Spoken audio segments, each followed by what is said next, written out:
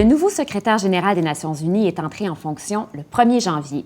Il s'appelle António Guterres, il est portugais et il arrive à la tête de l'ONU au moment où l'organisation semble perdre des plumes. C'est de plus en plus difficile de croire en la capacité des Nations unies d'intervenir à temps pour faire cesser des guerres ou des crises humanitaires. Alors, est-ce qu'António Guterres peut renverser la vapeur? J'en discute avec deux spécialistes. D'abord, Vincent Pouliot, professeur de sciences politiques à l'Université McGill. Bonjour. Bonjour. Et Jean-Philippe Terrien, professeur de sciences politiques à l'Université de Montréal et chercheur au Cerium. Bonjour. Bonjour. Alors, tout d'abord, qui est ce António Guterres? Quel est son parcours? Vincent Pouliot. António Guterres, d'abord, c'est quelqu'un qui a une très bonne réputation sur la scène internationale. Certains y voient potentiellement un des meilleurs secrétaires généraux de l'ONU. Pourquoi? Rien de moins. C'est un ancien premier ministre, comme vous l'avez dit, du Portugal. Socialiste. Socialiste, deuxième moitié des années 90. C'est quelqu'un qui a quand même connu quelques succès sur la scène internationale en tant que premier ministre, en aidant, par exemple, au Timor-Leste, quand il y avait eu le conflit, un président efficace de l'Union européenne quand il avait occupé la présidence tournante. Et puis ensuite, il est devenu haut-commissaire aux réfugiés de l'ONU. Il a passé 10 ans, de 2005 à 2015, donc c'est quand même une des agences de l'ONU qui a une certaine visibilité. Absolument. L'organisation a beaucoup cru sur le plan budgétaire sous sa férule. Il a aussi beaucoup travaillé pour élargir l'interprétation de la catégorie de réfugiés, pour penser aux réfugiés climatiques, par exemple, aux personnes qui sont déplacées à l'intérieur d'un pays plutôt que d'une frontière à l'autre. Donc c'est quelqu'un qui a connu des succès qui sont appréciés. C'est quelqu'un qui a la réputation aussi d'être quelqu'un qui est très, très fort pour construire des consensus, c'est-à-dire aller chercher les intérêts des uns et des autres, trouver un terrain mitoyen. Par contre, évidemment, ses critiques voient plutôt que de le voir comme un homme de compromis, certains peuvent le critiquer comme étant un homme de compromission ou à tout le moins un homme de ce qu'on appelle le plus petit dénominateur commun. Il y a par exemple, c'est quelqu'un qui a appuyé l'accord entre l'Union européenne et la Turquie sur le transfert, pour comment organiser les flux de réfugiés, en fait, les stopper en Turquie. Donc, il y a des critiques aussi de certains de ses accomplissements. Mais il se présente comme un réformateur. Hein? Est-ce qu'on doit s'attendre donc à un virage carrément, que ce soit dans le fonctionnement interne, dans le leadership, dans les orientations des Nations unies? Jean-Philippe Terrien, voulez-vous intervenir là-dessus? Bien, ça reste à voir. C'est-à-dire qu'effectivement, une de ses forces à titre de directeur du Haut Commissariat pour les réfugiés, ça a été de réformer l'organisation. Puis certains ont dit qu'il avait réussi un tour de magie en faisant plus avec moins. Et puis, il a annoncé dans son agenda comme prochain secrétaire général de l'ONU, qu'il était pour essayer de mettre en place des réformes.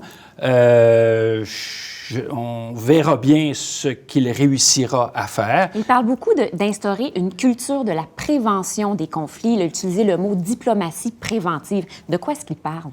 Bien, l'idée de la diplomatie préventive, c'est d'essayer de faire en sorte que les conflits n'éclatent pas, de faire en sorte que l'ONU puisse être suffisamment alerte et agile pour prévenir les conflits, comme l'expression le dit si bien. Qu'il soit capable de se mobiliser, non seulement de détecter, de dénoncer. Tout à fait. Sauf que cette tâche-là, qui avait été aussi bien mise de l'avant par un ancien secrétaire général, Boutros-Ghali, au début des années 1990, disons que c'est une tâche qui est pas simple à mettre en œuvre parce qu'elle ne peut pas se mettre en œuvre uniquement à l'initiative de l'administration onusienne. Il a beaucoup besoin pour réussir cette tâche-là de la collaboration des gros joueurs des Nations unies et notamment les membres permanents du Conseil de sécurité. Oui.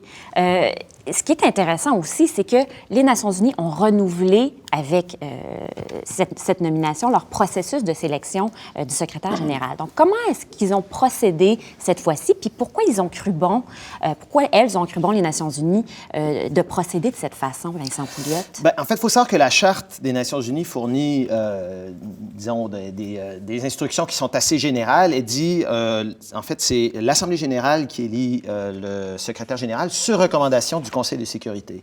Et historiquement, cette disposition-là a eu pour effet que c'est le Conseil de sécurité, notamment les 5 membres permanents, qui ont contrôlé, en fait, parce que c'est eux qui, disons, relaient un nom ou plusieurs noms. Historiquement, ils auraient pu relayer plusieurs noms. Le fait est qu'ils en ont toujours relayé un seul. Mais donc, il y a une espèce de veto, si vous voulez, pour les grands, les permanents et les autres membres du Conseil de sécurité. Il y a un manque de transparence aussi. Voilà. Sauf que cette année, on a fait des expériences, en fait. Donc, 2015-2016, au lieu que tout se passe derrière des portes closes ou du marchandage entre les grandes puissances, l'Assemblée générale a été impliquée. Donc, le président de l'Assemblée générale, qui est un monsieur danois, a pris sur lui-même d'organiser des entrevues publiques devant l'Assemblée générale. Donc, la douzaine de candidats se sont tous présentés, ont dû présenter leur vision, publiciser leur curriculum vitae, etc., leur parcours.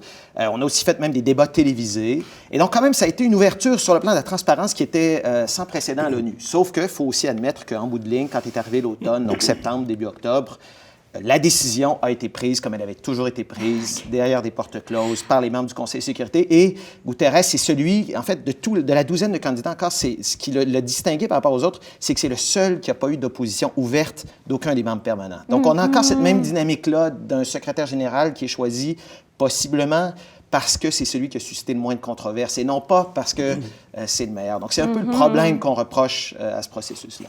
Donc, il prend la barre des Nations unies à un moment tout de même épineux. Comme je le disais en ouverture, on a l'impression que l'ONU a de moins en moins les moyens, la capacité, le leadership de jouer son rôle de médiatrice sur la scène internationale. Est-ce que c'est une impression qui est juste, à votre avis, Jean-Philippe Thérien? Tout à fait. Le contexte est très, très difficile pour M. Guterres.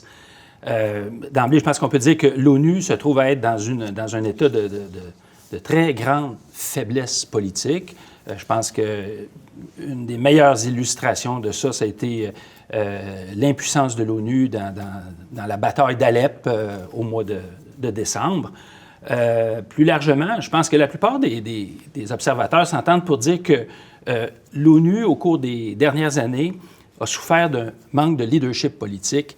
Et ceci est largement dû au fait que l'ancien secrétaire général, M. Ban Ki-moon, est un leader, disons, assez peu charismatique.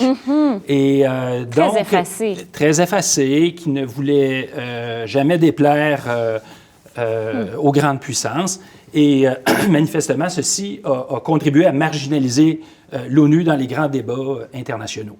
Et puis, en dehors de cela, bien, il faut aussi considérer que à l'heure actuelle, la scène internationale est marquée par un très haut degré d'incertitude à cause notamment de la reprise de la guerre froide, à cause de la montée des populismes en Europe, en Amérique du Nord, à cause aussi, faut-il le dire, de l'élection de Donald Trump. Et oui, Donald Trump qui, dans un de ses nombreux tweets, a dit que désormais, les choses ne seraient plus les mêmes en ce qui concerne l'ONU. Comment s'annonce le dialogue entre Donald Trump et Antonio Guterres?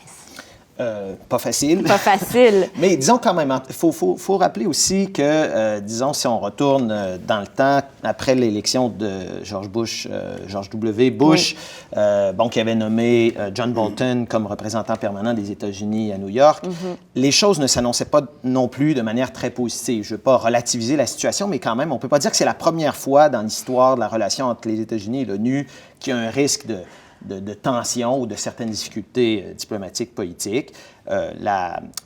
On verra bien ce que la représentante, pour l'instant, qui a été nommée, Nikki Haley, va faire à New York.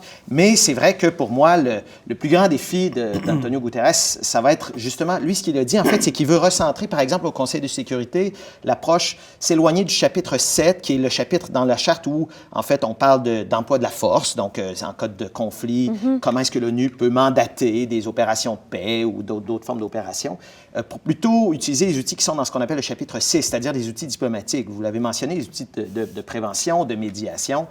Et ça, c'est difficile d'être contre la vertu. Vous savez, ça semble tellement un bel agenda, comme disait Jean-Philippe, c'est quelque chose que la plupart des secrétaires généraux du passé ont mis de l'avant au moment de prendre les rênes de l'organisation.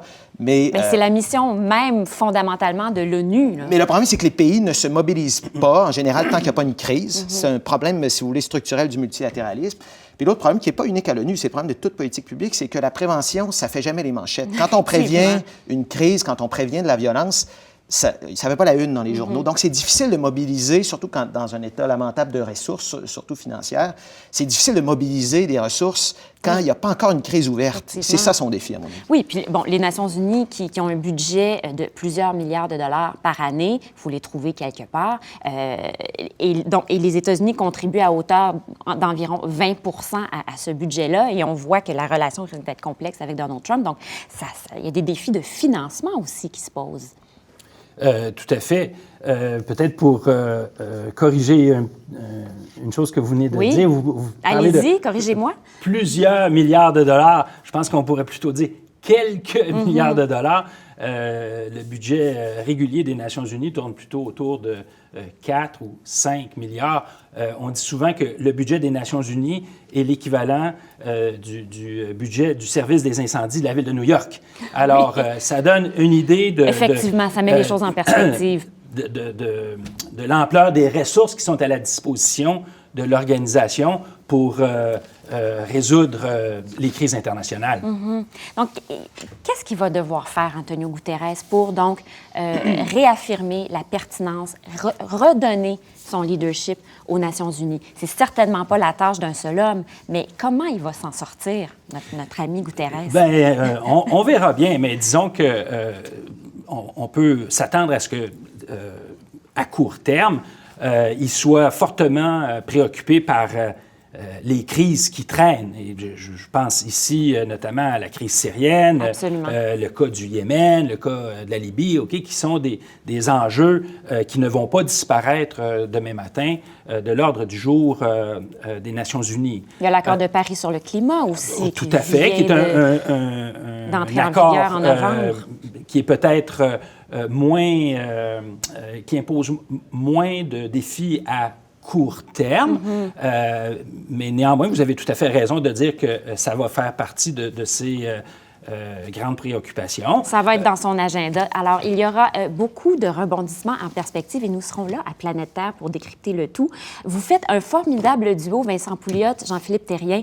Merci beaucoup d'avoir été avec nous aujourd'hui. Merci.